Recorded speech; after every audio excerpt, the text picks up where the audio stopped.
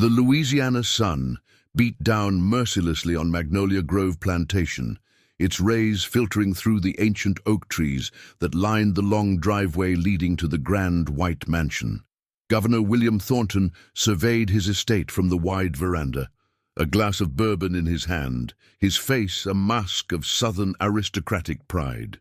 At 58, he embodied the pinnacle of Southern success, wealthy beyond measure, politically powerful, and the owner of over 200 souls who worked his sugarcane fields.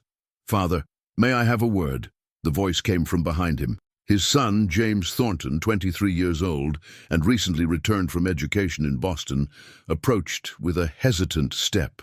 The governor turned slowly, his eyes narrowing as he regarded his only son and heir.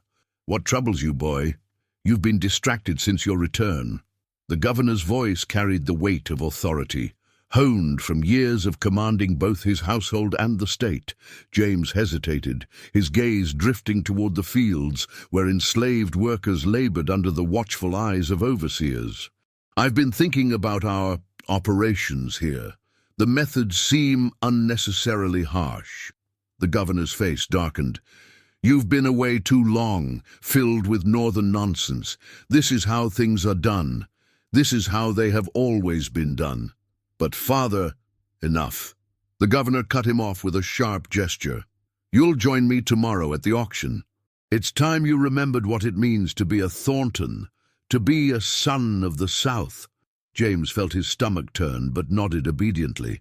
Since returning home 3 weeks ago, he had found himself increasingly disturbed by the practices he had once accepted without question. His education in Massachusetts had opened his eyes to different perspectives, dangerous ideas that his father would consider treasonous. The following day dawned grey and humid, the air thick with impending rain as their carriage rolled into New Orleans. The slave auction was held in a large courtyard behind a brick building near the docks. The smell of the Mississippi River mingled with sweat and fear as dozens of men, women, and children stood on the auction block, their humanity reduced to commodity. Governor Thornton moved through the crowd, greeting associates with hearty handshakes and booming laughter. James followed silently, his collar tight around his throat, despite the open air. His eyes scanned the miserable faces of those awaiting sale, feeling a growing sense of shame that clung to him like the humid air. And then he saw her. She stood slightly apart from the others, her back straight despite the chains at her wrists. Her skin was the color of burnished copper, her eyes dark and defiant. She wore a simple cotton dress, torn at the hem, but carried herself with unmistakable dignity. "Who is she?" James asked, unable to look away. A trader standing nearby answered, "That one? Name's Eliza, 20 years old. Educated too, can read and write. Belonged to a family in Virginia that had strange notions. They taught her like she was one of their own, before falling on hard times." He spat on the ground. "Dangerous, if you ask me, but she'll fetch a good price for domestic service, or other services if you take my meaning." James felt a surge of disgust at the man's insinuation, but kept his face impassive as his father had taught him. When Eliza was brought to the auction block, her eyes swept across the crowd, briefly meeting James's gaze. In that moment, something passed between them. Recognition, perhaps, of a shared humanity that the institution of slavery sought to deny. Against his better judgment, James found himself raising his hand when the bidding began. His father looked at him with surprise that quickly turned to approval, misinterpreting his son's motives. "Finally showing some initiative," Governor Thornton murmured. "She'll make a fine addition to our house staff." The auction concluded, papers were signed, and Eliza became the property of the Thornton family. On the carriage ride back to Magnolia Grove, she sat opposite James and his father, her eyes downcast but occasionally flickering up to study the younger Thornton when she thought he wasn't looking. James found himself unable to meet her gaze directly, shame washing over him. He had purchased a human being, something he had sworn to himself he would never do. Yet, in that moment at the auction, He had convinced himself it was an act of mercy. Better his family than some of the other bidders whose intentions had been clear in their leering expressions. As they approached the plantation, the massive white columns of the main house came into view, gleaming against the darkening sky. A storm was brewing, both in the heavens and in James's conscience. "Take her to Martha," the governor instructed as they arrived, referring to the head house servant. "Have her properly dressed and instructed in her duties." As Eliza was led away, James caught her eye once more. This time there was something else in her gaze: assessment, calculation, and perhaps a flicker of hope. It unsettled him. That night, James couldn't sleep. The storm had arrived in full force, lightning illuminating his bedroom in brief, ghostly flashes. Rain lashed against the windows, and thunder shook the foundations of the house. His mind kept returning to Eliza's face, to the moment their eyes had met. There had been something in that connection that haunted him. A knock at his door startled him from his thoughts. He opened it to find Martha, her elderly face creased with concern. "Begging your pardon, Master James, but the new girl is having some kind of fit. She's screaming things, thrashing about. Your father is entertaining associates downstairs and mustn't be disturbed. I thought perhaps you might—" James grabbed his robe. "Take me to her." Martha led him to the small quarters where new house servants were housed until they proved themselves trustworthy. Inside, Eliza was sitting upright on her small cot, her eyes wide and unseeing, words pouring from her lips in a torrent. "They're coming back, all of them. The dead don't rest, the dead don't forgive. The river will run red with the sins of the fathers." James rushed to her side, taking her shoulders gently. "Eliza? Eliza, wake up." Her eyes snapped to his face, suddenly clear and focused. "You," she whispered, "you don't know what you've brought into your house." "She's been like this for nearly an hour," Martha said from the doorway, crossing herself, "talking nonsense about spirits and vengeance." James felt Eliza's forehead. She was burning with fever. "Bring cool water and cloths," he instructed Martha, "and send for Dr. Reynolds at first light if her fever hasn't broken." And then, after Martha left, Eliza's hand shot out, gripping James's wrist with surprising strength. "Listen to me," she hissed, her voice suddenly lucid. "This place is built on blood. Do you know what happened here before your family came? Do you know what lies beneath the soil you so proudly own?"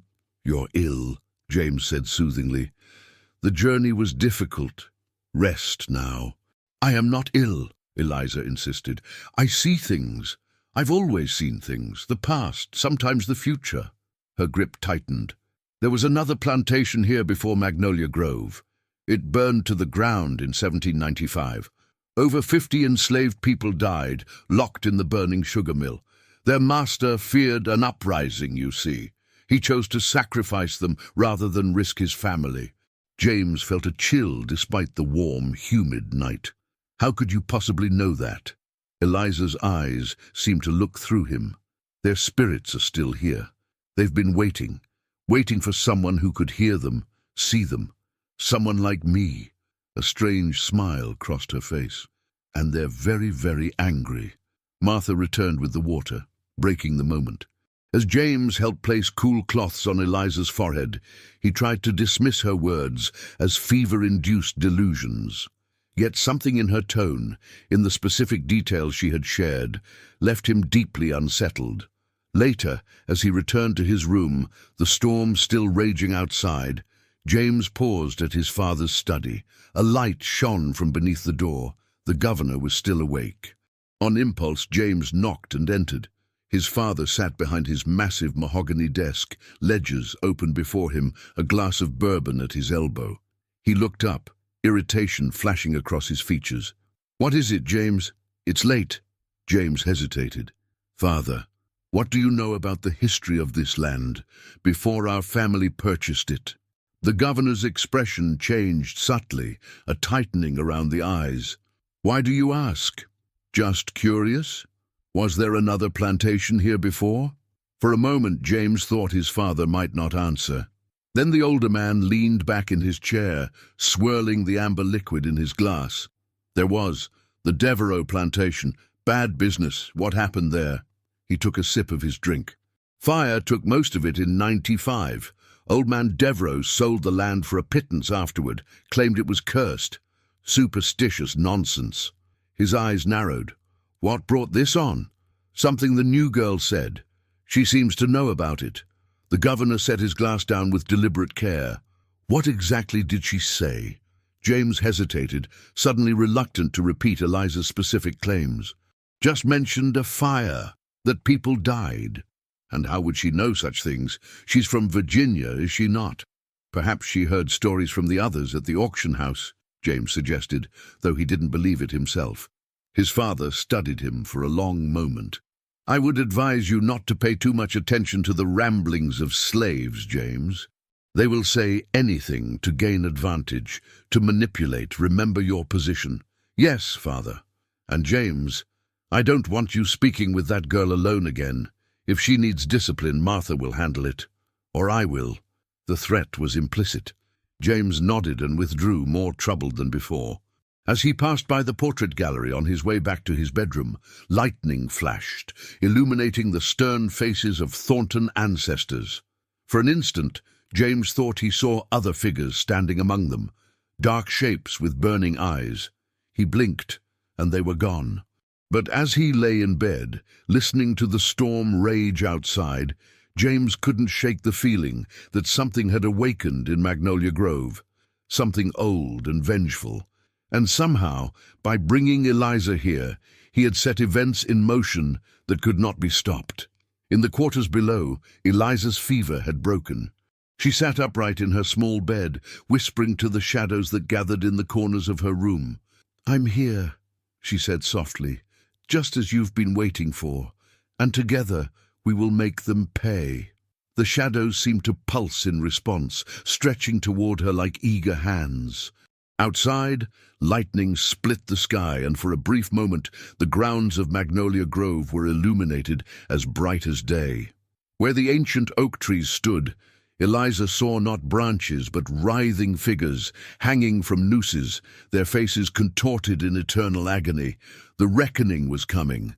A week passed at Magnolia Grove, the late summer heat intensifying as August stretched on. Eliza had been assigned to work in the main house, primarily cleaning the west wing, where James's quarters were located. Governor Thornton had left for New Orleans on business, expected to return in 5 days' time. His absence created a subtle shift in the atmosphere of the plantation, a collective exhale, a loosening of the constant tension that his presence commanded. James found reasons to be in his rooms when Eliza worked there, watching her from the corner of his eye as she dusted shelves of leather-bound books or polished the silver picture frames containing portraits of stern-faced Thornton ancestors. She worked efficiently, her movements graceful, betraying no sign of the feverish, prophetic woman from that stormy night. If she noticed his attention, she gave no indication. On the third day of his father's absence, James could bear the silence no longer. "Do you remember what you said to me, the night you arrived?" he asked as she changed the linens on his bed. Eliza's hands stilled for just a moment before resuming their work. "I remember everything, Master Thornton." "James," he corrected automatically. "Please call me James, at least when we're alone." She turned to face him then, her dark eyes assessing. "That would be improper and dangerous." "Did you mean it? About the previous plantation? The fire?" Eliza glanced toward the door, ensuring it was closed. When she spoke again, her voice was low but steady. "Every word. There are secrets buried in this soil, secrets that want to be known. How could you possibly know about events that happened 40 years ago, events that occurred before either of us was born?" She smoothed the final corner of the bedsheet before answering.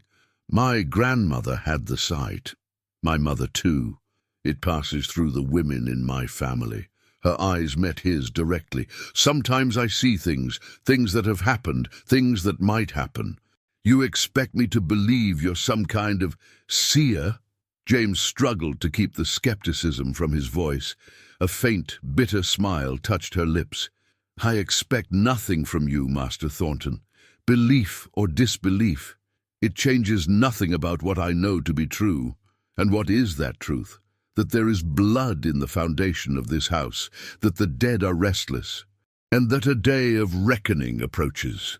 She gathered the soiled linens in her arms. Whether you believe in spirits or not, there is a more earthly danger you should concern yourself with. What do you mean? Your overseer, Mr. Landry. He's been meeting with men after dark, men who arrive with covered faces and leave before dawn. Eliza moved toward the door. They gather in the old sugar mill ruins at the north edge of the property. I've seen them 3 times now. James felt a chill despite the warm air. Silas Landry had been hired by his father just before James left for university 5 years ago. He was efficient but brutal, known for his heavy hand with the whip and his absolute loyalty to the governor. How do you know this? The house slaves know everything that happens on a plantation, Eliza replied simply. We see and hear what you do not, because to you we are invisible. She paused at the door. If I were you, I would be very careful about what you say regarding northern ideas of abolition. Not everyone here is as tolerant of such thoughts as your father has been. Before he could respond, she was gone, leaving James with a growing sense of unease. That his private thoughts on slavery had been noticed was disturbing enough. The implication that Landry might be reporting on him, perhaps even plotting something, was far worse. That night James couldn't sleep. Couldn't. Eliza's warnings echoed in his mind, mingling with memories of conversations he'd had in Boston with abolitionists, conversations he had been careful never to mention since returning home. How much did Landry know? How much had been reported to his father? Around midnight he made a decision. Dressing in dark clothes, James slipped from the main house and made his way toward the old sugar mill ruins. The night was moonless, the air thick with humidity and the constant chorus of insects. As he approached the northern boundary of the plantation, the skeletal remains of the mill rose against the star-filled sky. A crumbling brick chimney and partial walls, nature slowly reclaiming what man had built. He moved carefully, staying within the shadows of the cane fields. As he drew closer, he detected the faint glow of lantern light from within the ruins. Voices carried on the still night air, men speaking in low, urgent tones. James crept closer until he could make out words. "Growing problem across the state," a voice was saying. "These northern agitators, filling the minds of young men with dangerous ideas." James recognized Landry's distinctive voice in response. "Governor Thornton's boy is proof enough. Comes back from Boston talking about the inhumanity of our way of life, reading that damned Garrison's pamphlets when he thinks no one notices." A third voice joined in, unfamiliar to James. "And the governor? Where does he stand?" "Thornton's old guard," Landry replied, "believes in the natural order of things. But he's weak when it comes to his son, allows him liberties, tolerates his dangerous ideas. That tolerance is a luxury we can no longer afford," the first voice stated flatly. "The cancer must be cut out before it spreads. Louisiana will not become another Massachusetts." "What do you propose?" Landry asked. "A message must be sent, a clear one." James felt his blood run cold as the men began discussing details. Names of suspected abolitionists in New Orleans, dates of shipments of anti-slavery literature being smuggled in, plantation owners suspected of softening their positions. This was no mere gossip session. This was a conspiracy of violence, a coordinated effort to terrorize anyone who questioned the institution of slavery. As he shifted position to hear better, James's foot dislodged a small stone. The tiny sound seemed magnified in the night silence. The voices inside the ruin immediately ceased. "Check the perimeter," Landry commanded. Heart pounding, James retreated into the cane field, crouching low among the tall stalks. He heard men moving around the ruins, the sweep of lantern light cutting through the darkness. He held his breath as footsteps approached his hiding place, then passed by mere feet from where he concealed himself. After what seemed an eternity, The search was abandoned. The meeting broke up shortly after, men departing separately into the night. James waited until he was certain they had all gone before making his way back to the main house, his mind racing with what he had overheard. He entered through a side door used by the house servants, hoping to avoid notice. As he turned down the hallway toward the main staircase, a figure stepped out from the shadows, causing him to start violently. "You shouldn't have gone there," Eliza said softly. "They would have killed you without hesitation if they'd found you." James stared at her, momentarily speechless. "How did you know where I went?" "I told you. I sometimes see things that might happen." She glanced nervously down the dark hallway. "We can't talk here. Tomorrow morning, volunteer to inspect the eastern fields. I'll find a way to meet you." Before he could respond, she melted back into the shadows, leaving James alone with his turbulent thoughts. The following morning, James announced at breakfast his intention to ride out to the eastern boundary of the plantation, citing a desire to better understand the full operations before his father returned. Martha, who effectively ran the household in the governor's absence, merely nodded her approval. If she thought his sudden interest in plantation management suspicious, she gave no sign. As he rode through the vast fields of sugarcane, the Louisiana sun already beating down mercilessly despite the early hour, James considered his precarious position.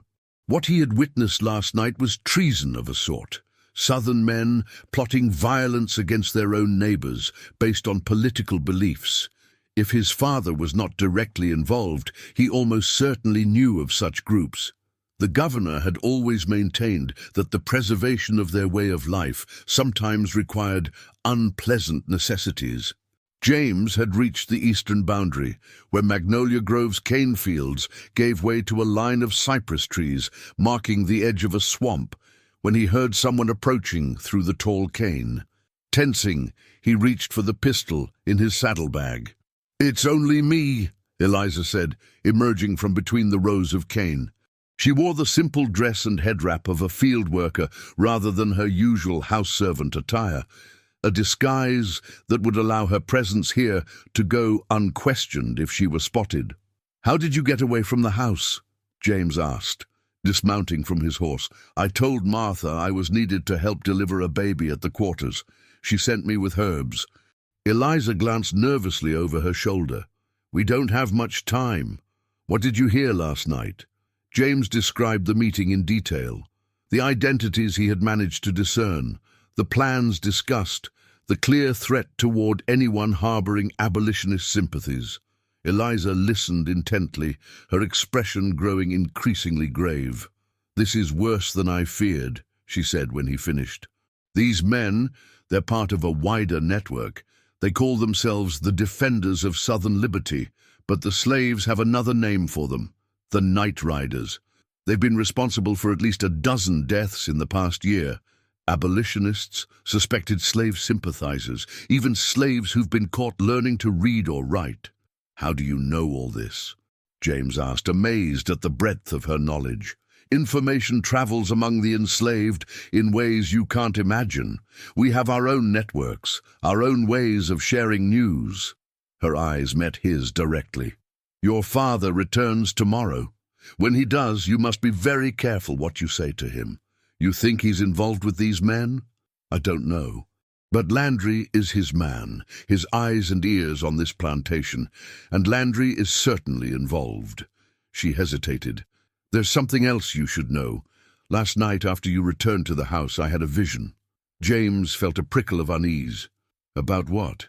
"About you, about this place." Eliza's voice dropped to barely above a whisper. "I saw fire again.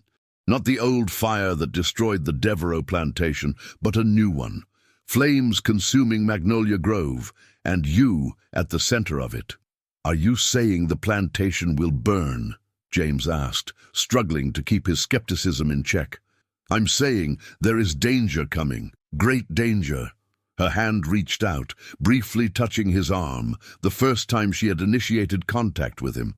"The spirits of those who died here 40 years ago, they're growing stronger. They've been waiting for a catalyst, and somehow they've found it in me. In us. I don't believe in spirits, James said automatically. What you believe doesn't matter. They believe in you. Eliza's eyes seemed to look through him. They think you're different, that you might listen, that you might help set things right. Set what right? What could I possibly do about events that happened decades ago? You can acknowledge them, honor them, help reveal the truth of what happened here. Her grip on his arm tightened. The past and present are connected, James. The same hatred that locked those slaves in the burning mill 40 years ago lives on in Landry and his night riders. The same willful blindness that allowed your father's generation to profit from that tragedy continues today. James pulled away, uncomfortable with both her touch and her words. Even if I believed you, which I'm not saying I do, what exactly are you suggesting? That I somehow expose decades-old crimes, that I confront my father, his associates? They would think me mad, perhaps. Or perhaps they would fear you know too much. Eliza stepped back, her expression closing. Think on what you saw last night, on what's happening now, in your time. Then tell me if the past is truly dead and buried. A distant shout from the direction of the fields made them both tense. Someone was calling for Eliza. I must go, she said urgently. Remember, be careful what you say to your father, and watch Landry closely. He suspects your sympathies already. She turned to leave, then paused. There's a loose floorboard in your room beneath the window. If you find yourself in need of a place to hide something important, remember it.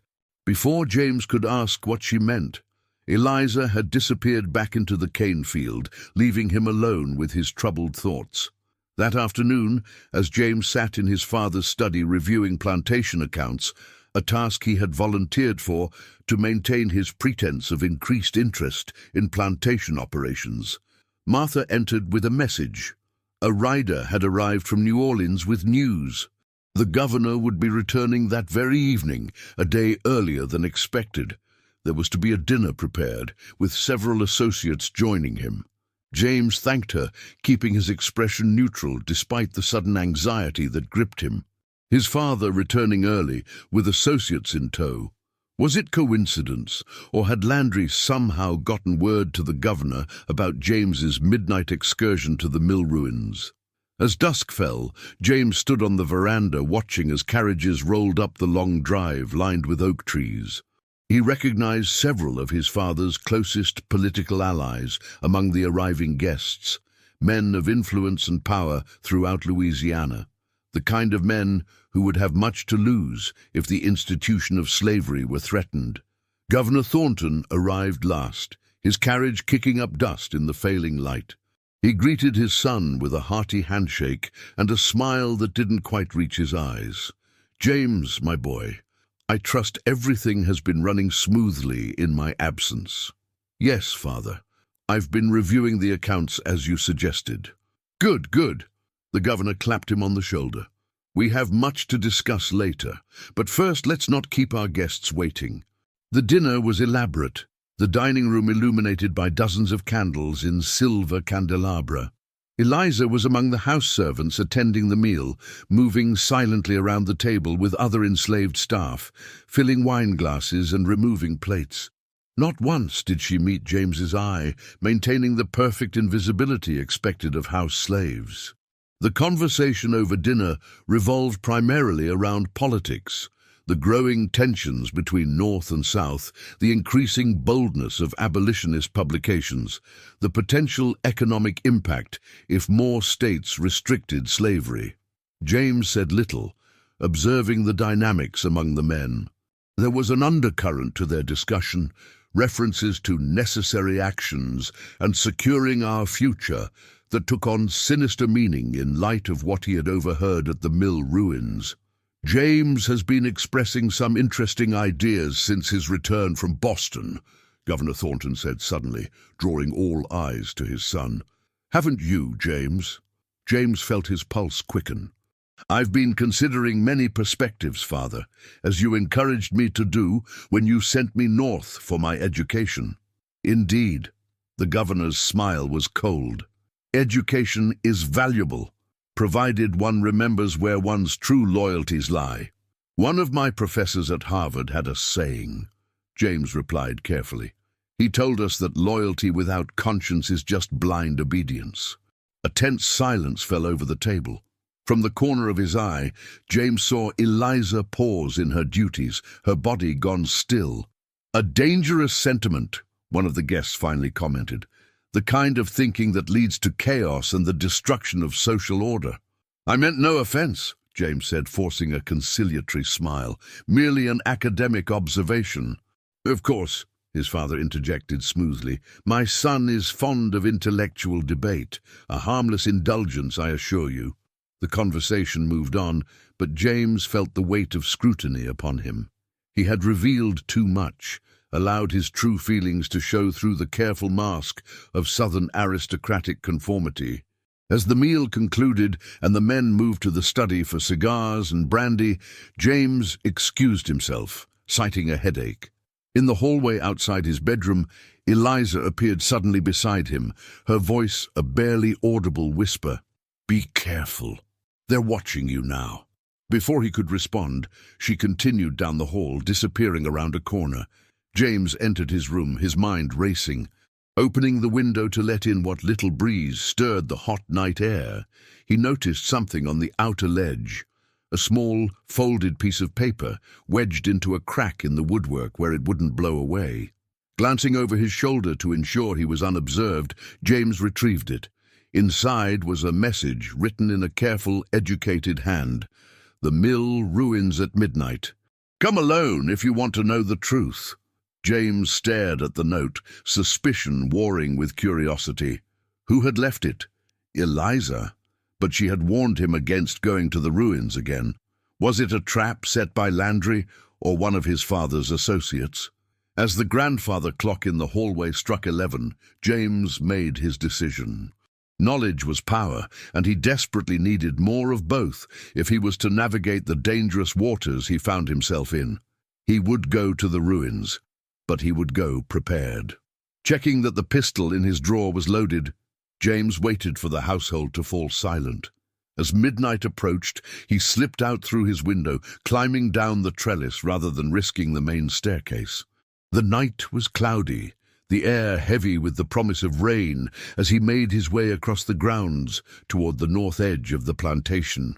The sugar mill ruins loomed against the night sky, darker than the darkness surrounding them. As James approached cautiously, pistol in hand, he saw no sign of lantern light, no indication that anyone waited within the crumbling walls. "Hello?" he called softly, reluctant to enter the ruins blindly. "I'm here." Silence answered him. James was about to call again when he heard it, a low, rhythmic chanting coming from within the ruins. The sound raised the hair on the back of his neck, words in a language he didn't recognize, spoken in voices that seemed to fade in and out like a poorly tuned piano.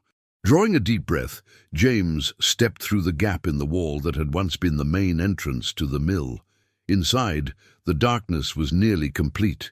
He could make out the looming shape of the central chimney, the scattered debris of collapsed roof beams, but little else. The chanting stopped abruptly. The silence that followed was somehow worse. "Who's there?" James demanded, his voice steadier than he felt. "Show yourself." A match flared in the darkness, illuminating a face that made James gasp. It was an elderly black man, his features weathered by time and hardship, his eyes reflecting the small flame with an intensity that seemed to pierce straight through to James's soul. The man lit a small candle, its light creating a tiny circle of illumination in the vast darkness of the ruins. "You came," the old man said, his voice carrying the distinctive cadence of the Louisiana Creole. "I wasn't sure you would." "Who are you?" James asked, keeping his pistol raised. "How did you get on this plantation?" The old man's mouth curved in what might have been a smile. "I never left, boy, not really." He gestured to the space around them. "This place, it holds onto souls sometimes, especially those who died badly." James felt a chill that had nothing to do with the night air. "You're claiming to be... what? A ghost?" I'm claiming nothing. I am what I am. The old man studied James intently. You look like your grandfather. He had that same doubt in his eyes when he watched us burn. James stared at the old man, his pistol still raised, though his hand had begun to tremble slightly. My grandfather died before I was born. My father rarely spoke of him. Of course he didn't. The old man's voice carried a bitter edge. William Thornton Sr.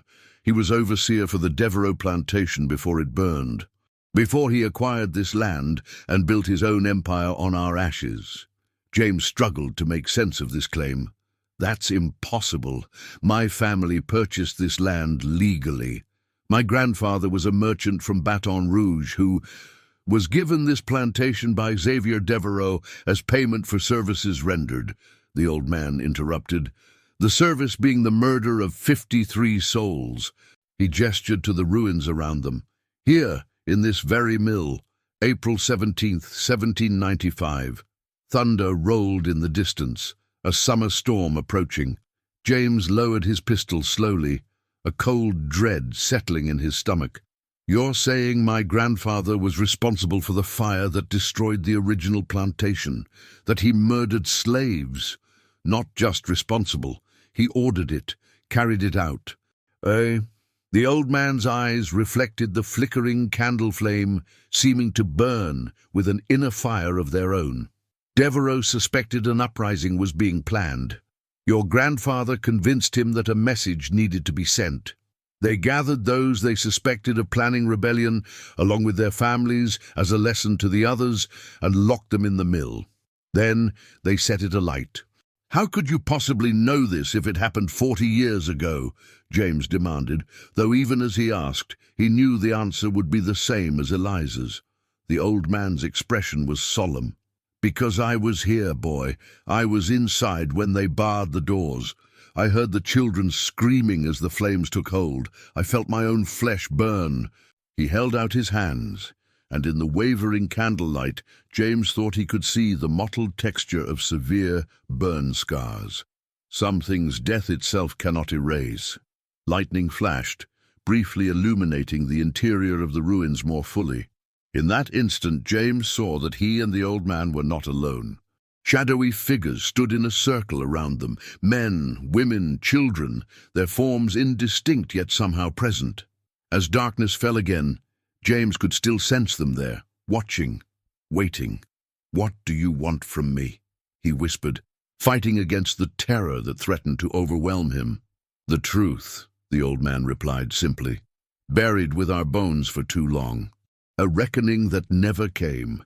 I had nothing to do with what happened here. I wasn't even born.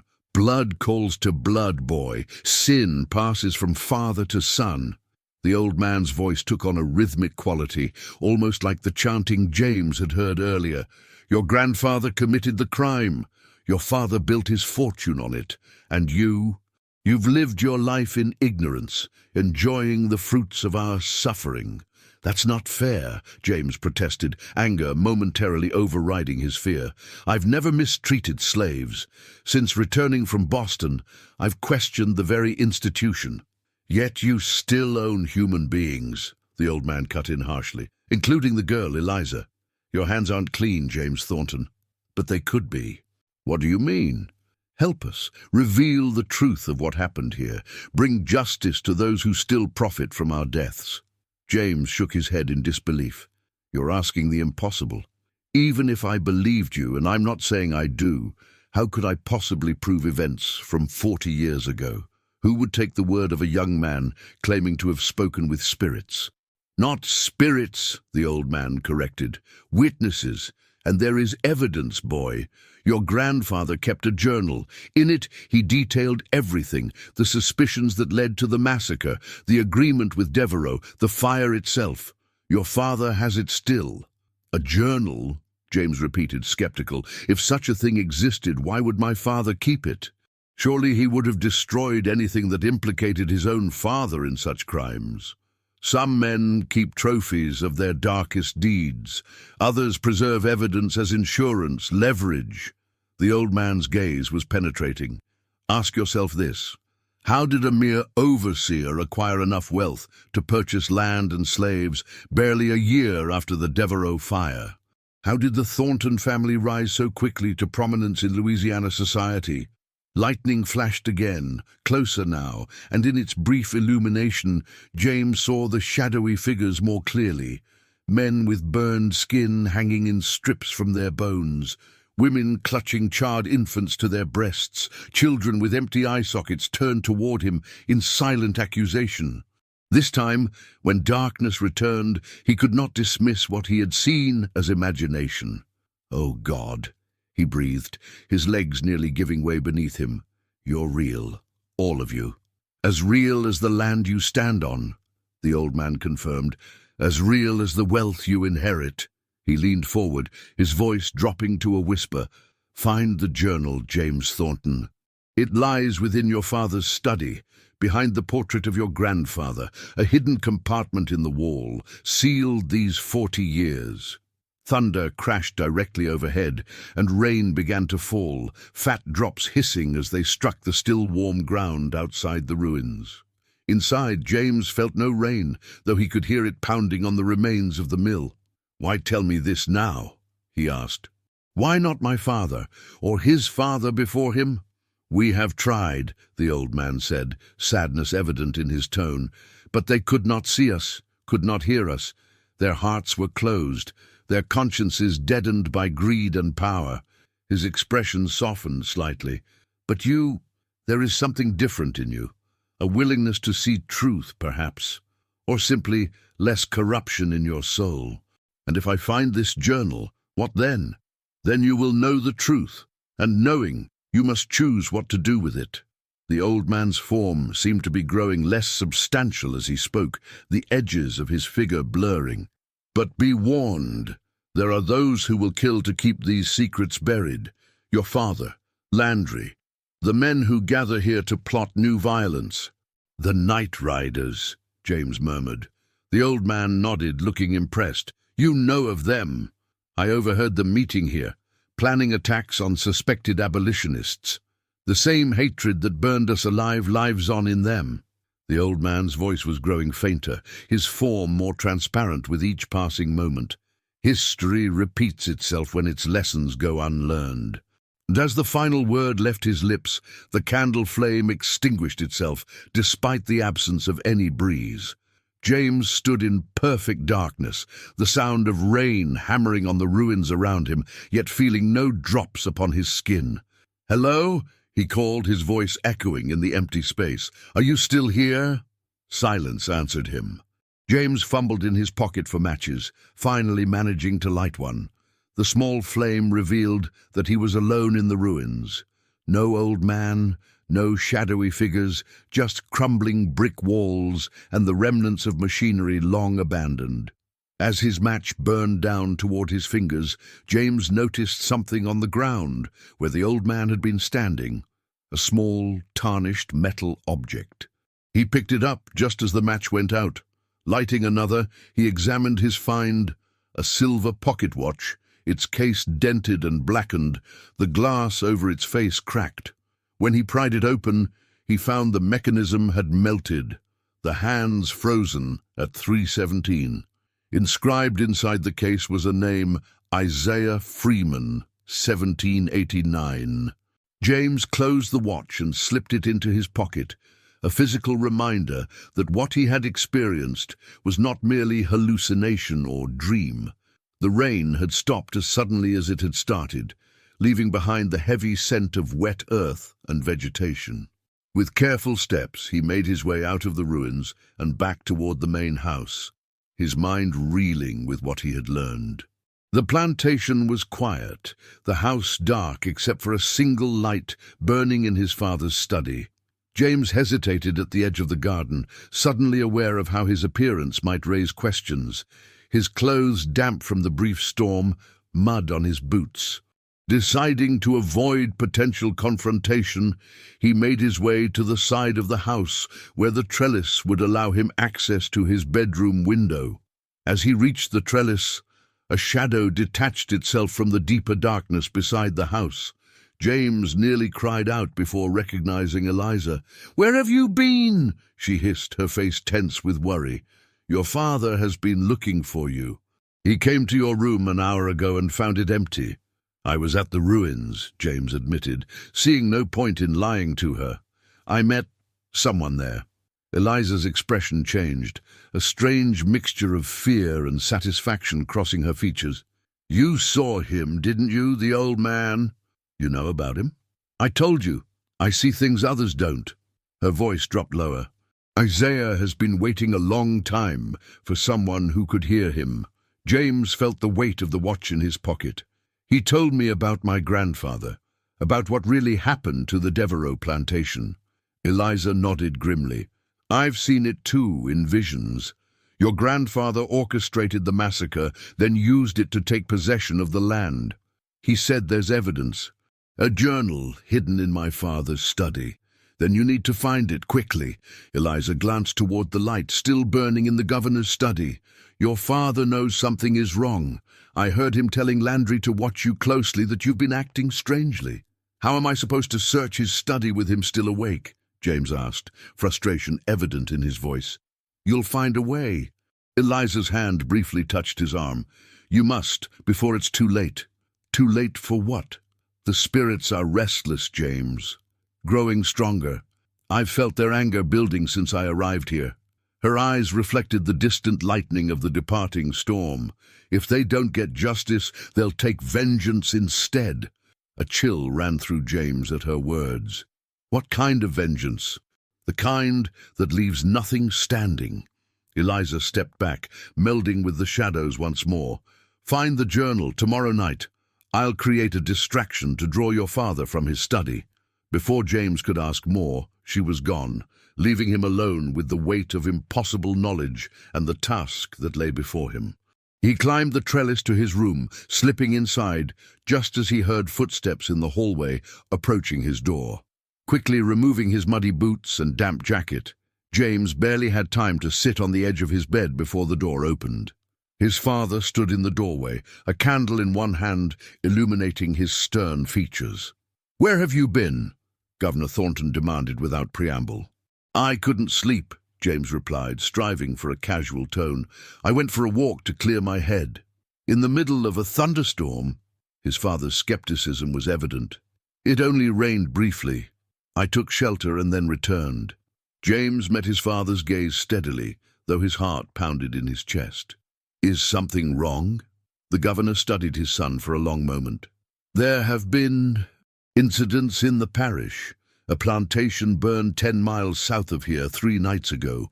The owner was known for his moderate views on slavery." "That's terrible," James said carefully. "Was anyone hurt?" "The owner and his family escaped. Some of their slaves were not so fortunate." The governor's expression was unreadable. "There are rumors of northern agitators in the area, stirring up trouble among both whites and slaves. And you think I might be involved because of my education in Boston?" James couldn't keep the edge from his voice. "I think you're naive," his father replied coldly, "easily influenced by dangerous ideas. I've been patient, James, allowing you time to readjust to life here. But my patience has limits." "I understand, Father." "Do you?" The governor stepped further into the room. "Because Landry tells me you've been asking questions about the history of this land, about events before your birth." James felt a spike of fear, but kept his expression neutral. "Just curiosity. I realized how little I know about our family's beginnings here. Some things are better left in the past." His father's voice had a finality to it that brooked no argument. "Focus on the present, on your duties as my son and heir. The past is dead and buried." "Yes, Father." The governor nodded, seemingly satisfied. "Get some rest. Tomorrow we ride to New Orleans. There's a gathering of plantation owners to discuss these recent disturbances. It's time you were properly introduced to the men who maintain order in this state." After his father left, James sat motionless on the bed, his mind racing. The night riders were escalating their activities, burning plantations, likely killing those who opposed them. And his father was taking him to meet the men behind it all, perhaps as a test of loyalty or as a warning of what happened to those with dangerous ideas. He removed the pocket watch from his jacket, studying it in the dim light from his window. The evidence he needed was allegedly hidden in his father's study, but with the governor taking him to New Orleans tomorrow, when would he have the opportunity to search for it? And how much danger was he in if his father already suspected his sympathies? As dawn approached, James made a decision. He would accompany his father to New Orleans as instructed, play the part of the dutiful son, observe who attended this gathering of plantation owners. But he would also find a way to slip away, to make contact with known abolitionists in the city. If what Isaiah and Eliza had told him was true, if his family's wealth and position were built on murder, then he could no longer remain silent, regardless of the personal cost. The silver watch felt heavy in his hand, a physical connection to the victims whose justice had been denied for 4 decades. James closed his fingers around it, a silent promise to the dead that their story would finally be told. As the first light of dawn crept through his window, James hid the watch beneath the loose floorboard Eliza had mentioned, then lay down to catch what little sleep he could before the journey to New Orleans. Tomorrow would bring him face to face with the architects of terror, men who would kill to protect their way of life and the dark secrets that sustained it. And among them would be his own father, a man James was beginning to realize he had never truly known at all. The journey to New Orleans passed in tense silence, the carriage bouncing over rutted roads as father and son sat facing each other, each lost in their own thoughts. James watched the Louisiana landscape roll by, lush cane fields, moss-draped cypress trees, occasional glimpses of the Mississippi River gleaming in the distance, and wondered if he was seeing it all for the last time.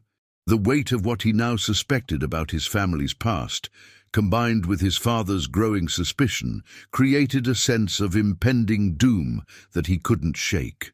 Governor Thornton broke the silence as they approached the outskirts of New Orleans. The men we're meeting today represent the backbone of Louisiana society. Old families like ours, men who understand what's at stake. And what is that exactly? James asked, unable to keep a hint of challenge from his voice. His father's eyes narrowed slightly. Our way of life, James. Everything our family has built over 2 generations. He leaned forward, his tone becoming confidential. There are forces working against us. Northern abolitionists, British interests, even some within our own state who would see our economic system dismantled. Because of slavery, James stated flatly. Because of property rights, the governor corrected sharply. The right to determine our own economic future without federal interference. He studied his son's face. These men we're meeting, they're taking action to protect those rights, decisive action. Like burning the plantation south of us, killing slaves who had no part in their owners' political views. A flash of anger crossed his father's features. Sometimes examples must be made. It's regrettable but necessary. Necessary murder, James said quietly. Like what happened at the Devereaux plantation 40 years ago. The governor went perfectly still, his face draining of color. For several seconds, the only sound was the rumble of carriage wheels and the snorting of horses. When he finally spoke, his voice was barely above a whisper. Who have you been talking to? Does it matter? Is it true? James met his father's gaze directly. Did grandfather orchestrate the deaths of over 50 people to acquire that land? Our land? Governor Thornton's hand moved to his walking stick, gripping it tightly. You have no idea what you're talking about. Those were different times. Difficult decisions had to be made. So it is true, James felt sick. Our entire fortune is built on murder. Our fortune is built on strength, his father hissed, leaning forward, on the willingness to do what was necessary when others faltered. My father understood that, as do I. His eyes bore into James. The question is whether you have that same strength, or if your time in the North has weakened you beyond redemption. James stared back at his father, seeing him clearly for the first time. Not the respected statesman, the proud patriarch, but a man whose power was founded on brutal violence and the suffering of others. A cold resolve settled in his chest. I think we both know the answer to that question. Something shifted in the governor's expression. A hardening, a calculation. Indeed, I had hoped. He trailed off, then straightened his shoulders. Well, we shall see. The carriage was entering New Orleans proper now, rolling past the French market toward the wealthier districts. James noted their direction with growing unease. They were heading not toward the governor's official residence in the city, but toward a less fashionable district, known for its discreet meeting houses and private clubs. They eventually stopped before an unmarked building on a quiet street. Two men stood guard at the entrance, nodding respectfully to the governor as he descended from the carriage. James followed, noting that the windows of the building were shuttered despite the early afternoon hour. Inside, oil lamps illuminated a large meeting room where approximately 20 men were already gathered, speaking in low voices that quieted as the Thorntons entered. James recognized many of them. Wealthy plantation owners, politicians, judges, the elite of Louisiana society. Landry stood near a side door, his eyes narrowing as they fell on James. "Governor Thornton," one of the men stepped forward, extending his hand, "and young James, we're pleased you could join us." James recognized Judge Harmon, whose circuit court decisions had consistently upheld the most stringent interpretations of slave laws. The judge's handshake was firm, his smile not reaching his cold eyes as he assessed James. "An historic day," the judge continued, addressing the room at large. "We face unprecedented threats to our way of life, but we are united in purpose." Murmurs of agreement rose from the assembled men. James scanned their faces, memorizing them, men who smiled and nodded at talk of murder disguised as political necessity. His father moved through the group, exchanging quiet words with several individuals, while James remained near the entrance, increasingly certain he had been brought here not as an initiate, but as a suspect. A servant, an enslaved man whose expression was carefully blank, circulated with glasses of whiskey. James declined, needing his wits about him. He noticed a side door slightly ajar, and when attention seemed focused elsewhere, he drifted casually toward it. The door led to a small antechamber with a writing desk and bookshelves. More importantly, it had a window that opened onto a narrow alley. James quickly assessed his options. His original plan had been to slip away during their stay in New Orleans to make contact with known abolitionists in the city. But the atmosphere in the meeting room, the veiled comments about historic days and decisive action, suggested that something significant was planned. Perhaps another attack, like the plantation burning, but on a larger scale. Making his decision, James eased the window open and climbed through, dropping quietly into the alley below. He had to find help, not just for himself, but for whatever potential victims were being targeted by these men. New Orleans in August was stifling, the air thick with humidity as James made his way through back streets, avoiding main thoroughfares where he might be recognized. His destination was the offices of the Louisiana Courier, a newspaper known for its relatively moderate stance on slavery and its occasional publication of letters critical of the more extreme elements of Southern society. As he hurried through the city, James became aware of a figure keeping pace with him from across the street, a young black man wearing the livery of a house servant, but moving with purpose that suggested he was more than he appeared. When their eyes met briefly, the young man nodded slightly before turning down a side street. Instinct told James to follow. The man led him through a maze of narrow streets to a small, nondescript building behind a copperage. A sign identified it as a printing shop. Inside, the young man waited, along with an older white gentleman whom James recognized with shock.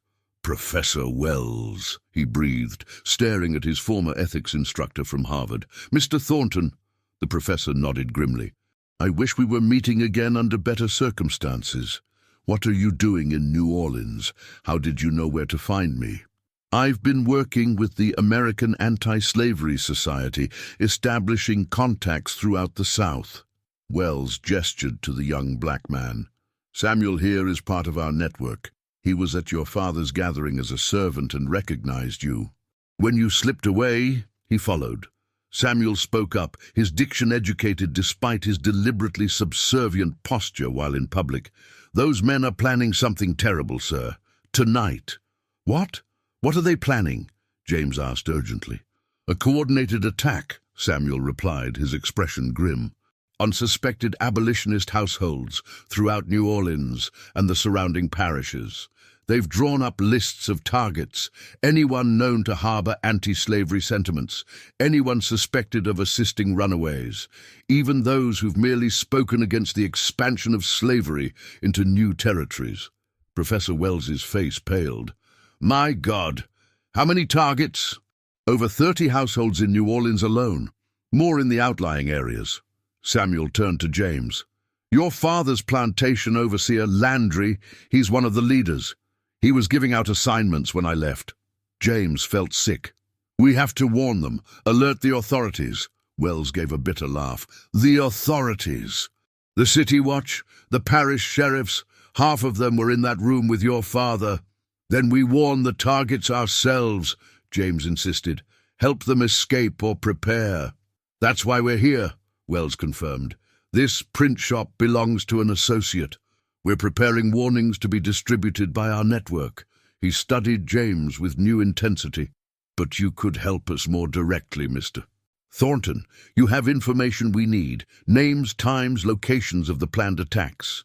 James hesitated only briefly. I don't know specifics. I left before they were discussed. But I know where to get them.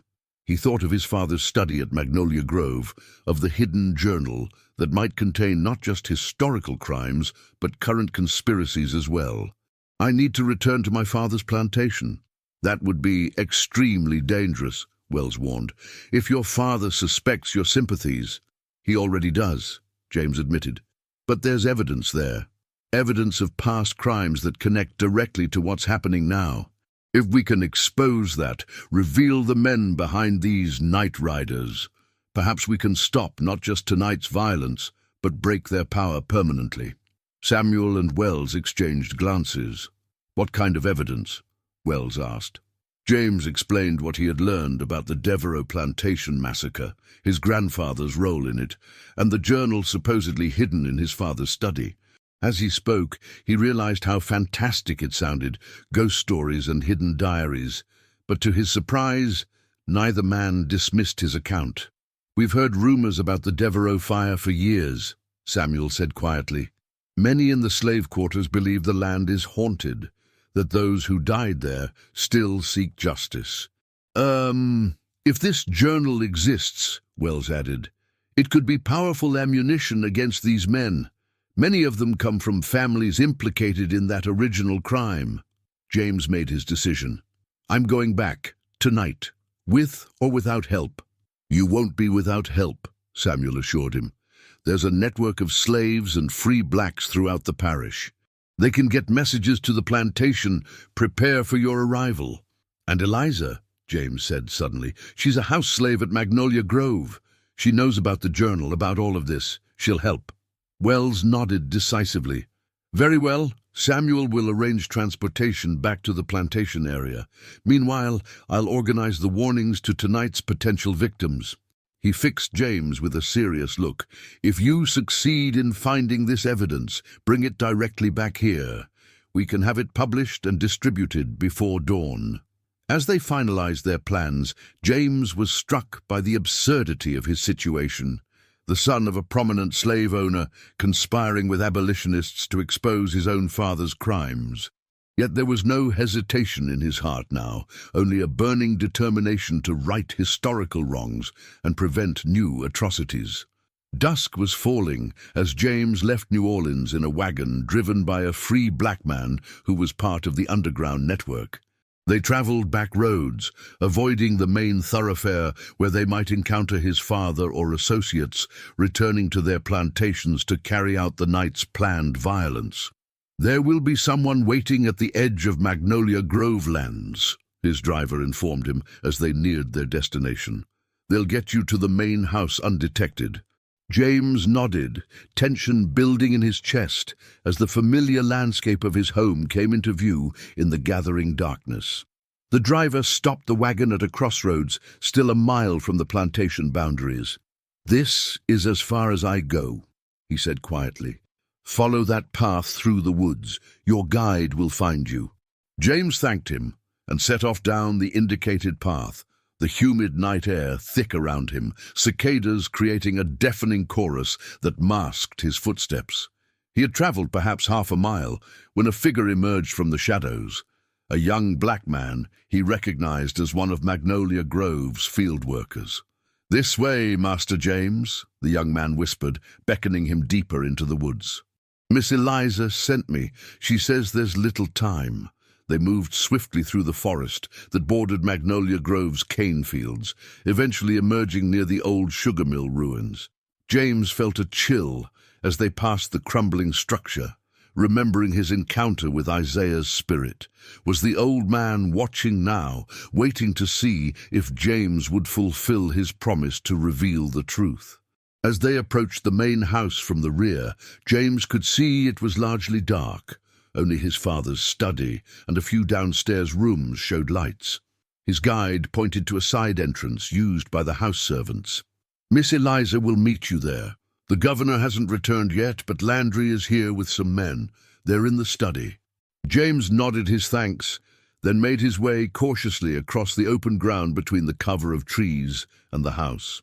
Reaching the servants' entrance without incident, he slipped inside, finding himself in the dimly lit kitchen area. Eliza emerged from the shadows, her expression tense but determined. "You came back," she whispered. "I wasn't certain you would." "I had to," James replied softly. "There's going to be violence tonight, coordinated attacks on suspected abolitionists throughout the parish." Eliza nodded grimly. "I know. I overheard Landry giving instructions to his men. Your father is still in New Orleans, consolidating alibis with the other planters." She gripped his arm urgently. "The journal is in his study, just as Isaiah told you, behind your grandfather's portrait. But Landry and 3 others are in there now, making final preparations." "Is there another way in? A servant's passage?" "No, but I can create a distraction." Eliza's eyes gleamed with determination. "When they leave to investigate, you'll have perhaps 2 minutes to find what you need." James hesitated, concerned for her safety. "What kind of distraction?" A small, fierce smile touched Eliza's lips. "The kind that honors those who died here." She reached into her pocket and withdrew a small pouch. "Herbs and powders that, when thrown into a flame, create strange colors and sounds. The slaves call it spirit dust. I'll use it in the fireplace in the main hall. It will look as though the house itself is haunted." "Be careful," James urged, touched by her courage. "Wait in the side parlor," Eliza instructed. "When you hear the commotion and see Landry and his men leave the study, move quickly." James positioned himself in the darkened side parlor, heart pounding as he waited. Through the partially open door, he could see across the main hall to his father's study, where shadows moved behind the frosted glass panels of the double doors. Suddenly, a tremendous crackling sound erupted from the main fireplace, followed by flames that shot upward in unnatural colors, vivid greens, blues, and purples. The flames formed shapes that seemed almost human, dancing and writhing as an unearthly wailing filled the air. The study doors burst open as Landry and his companions rushed out, cursing in alarm. "What the devil?" Landry shouted, staring at the spectral display.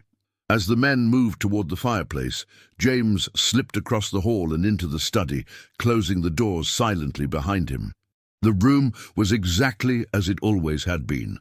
Leather-bound books lining the walls, his father's massive desk dominating the center, family portraits hanging in heavy gilt frames. His grandfather's portrait hung behind the desk. William Thornton Sr., stern-faced and cold-eyed, looking down disapprovingly at his grandson's betrayal. James moved the portrait aside, revealing a section of paneling that appeared no different from the rest of the wall. Remembering Isaiah's words, he pressed against various points until he felt a slight give in one area. A small door swung inward, revealing a hidden compartment containing several leather-bound volumes. With shaking hands, James removed them, 3 journals and a ledger book, all bearing his grandfather's initials. He opened the topmost journal, flipping quickly through pages filled with a spidery handwriting until a date caught his eye. April 17th, 1795, the day of the Devereux fire. He began to read, his blood running cold at the dispassionate account of calculated murder. The plan was executed as arranged with Devereux. 53 slaves suspected of rebellious sentiments were locked in the mill at 3 o'clock. Kindling had been placed strategically throughout the building beforehand. At my signal, the doors were barred and torches applied. The structure burned efficiently, all contents destroyed. Devereux, as agreed, will transfer ownership of the plantation to me, claiming financial ruin and a desire to return to France. The remaining slaves have been suitably cowed by the example made. Production should resume without incident within the week. James felt physically ill, but forced himself to continue searching. The ledger book contained financial records, payments to officials to overlook the suspicious transfer of property, bribes to neighbors to support the official story of an accidental fire. And more damning still, the most recent journal detailed current activities, meetings of the defenders of Southern liberty, lists of targets deemed dangerous to the social order, and plans for coordinated violence to suppress abolitionist sentiments. His father's name appeared repeatedly, along with those of the men James had seen in New Orleans that very day.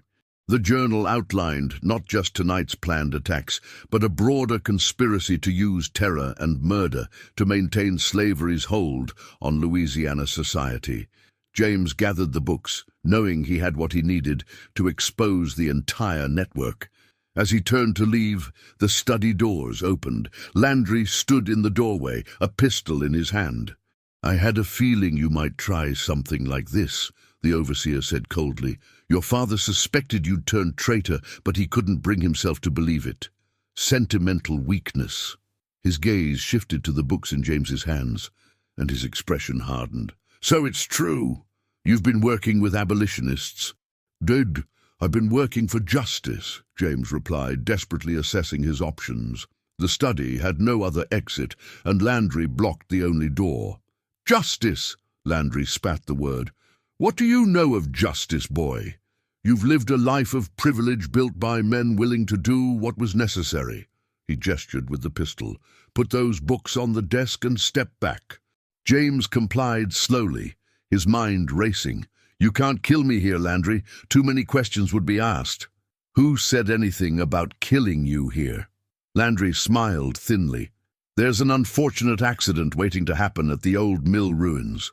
A young master, troubled by northern ideas, taking his own life in a fit of melancholy. Very tragic." It is, as Landry spoke, a shadow moved in the hallway behind him.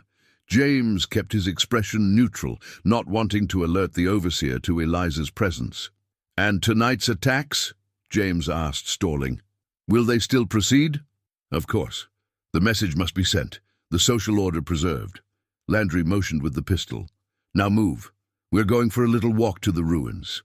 As James took a step forward, Eliza appeared behind Landry, a heavy brass candlestick raised in her hands. Before the overseer could react, she brought it down on his head with all her strength. Landry crumpled to the floor, the pistol falling from his grasp.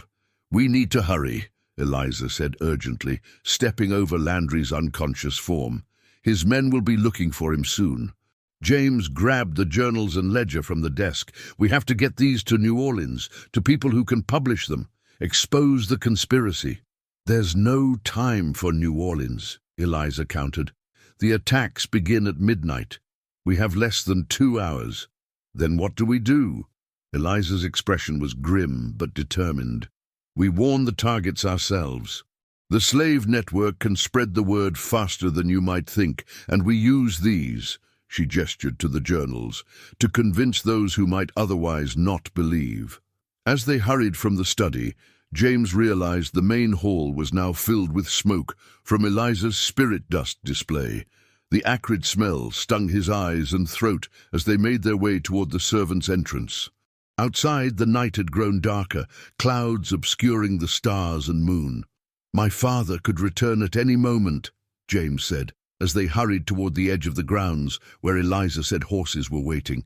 "And Landry's men will raise the alarm when they find him." "Let them come," Eliza replied, with fierce determination. "The truth in those books is more powerful than all their guns and threats." They reached the tree line where 2 horses were tethered, held by the same young man who had guided James earlier. As they mounted, James noticed a strange orange glow reflecting in the clouds above. Eliza saw it too, her expression changing to one of awe. "It's beginning," she whispered. "What is?" James asked, alarmed. "The reckoning." As they urged their horses forward, James looked back at Magnolia Grove. To his horror, he saw flames licking up the side of the main house. Not from Eliza's fireplace display, but real fire, spreading with unnatural speed across the white-painted wooden structure. Within moments, the entire west wing was ablaze. "Did you—" he began, turning to Eliza. She shook her head, her eyes wide. "Not me. Them." She nodded toward the burning house.